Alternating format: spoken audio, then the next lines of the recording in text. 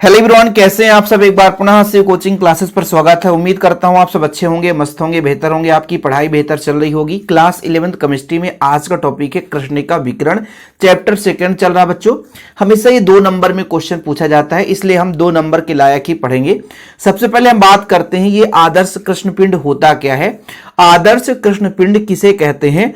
तो एक ऐसा पिंड जो विकिरण को पूर्ण रूप से अवशोषित कर ले और इसके बाद वो पूर्ण रूप से उत्सर्जित कर दे, तो वो पिंड आपका कृष्णिका पिंड कहलाता है या आदर्श कृष्ण पिंड कहलाता है। फिर समझिएगा, एक ऐसा पिंड जो पूर्ण रूप से प्रकाश को क्या कर ले, ऑब्जर्व कर ले। ब्लैक बॉडी का मतलब जिसके अंदर किसी प्रकार से कोई प्रकाश रह ही ना जाए, तो फिर वो काला होता है।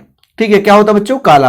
यानी कोई भी पिंड है उसके अंदर भी कोई प्रकाश नहीं है, तो फिर वो काला दिखेगा। जैसे आप देख रहे होते हैं कि दिन के समय में पूरा उजाला दिखता है हमारा पृथ्वी, लेकिन रात में क्या होता है, कोई प्रकाश नहीं रहता, तो बिल्कुल खत्म, काला दिखने लग जाता है। तो एक ऐसा पिंड जो अवशोषित तो करे, यानी प्रकाश किरणों को ऑब्जॉर्व कर ले, फिर वो पूर्ण रूप से उत्सर्जित कर दे, तो वो आपका आदर्श कृष्ण पिंड कहलाता है।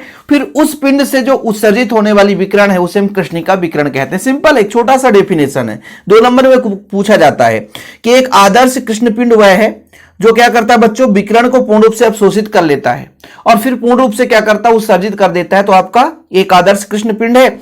और आदर्श कृष्ण पिंड से उत्सर्जित होने वाला जो विकिरण है वो आपका कृष्णिका विकिरण कहला जाता है। ठीक है, इस तरीके से।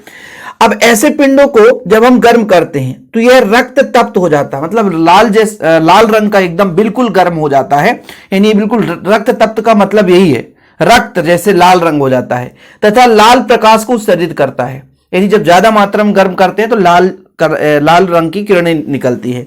जैसे ही ताप को बढ़ाया जाता है तो वह लाल से पीला हो जाता है, फिर सफेद होता, फिर अंत में नीला हो जाता है। मतलब जैसे जैसे इन पिंडों का तापमान बढ़ाते जाते हैं तो पहले तो लाल जैसे रंग दिखाई देगा, फिर पीला होता है, फिर सफेद हो जाता है बच्चों, और अंत में नीला हो जाता है।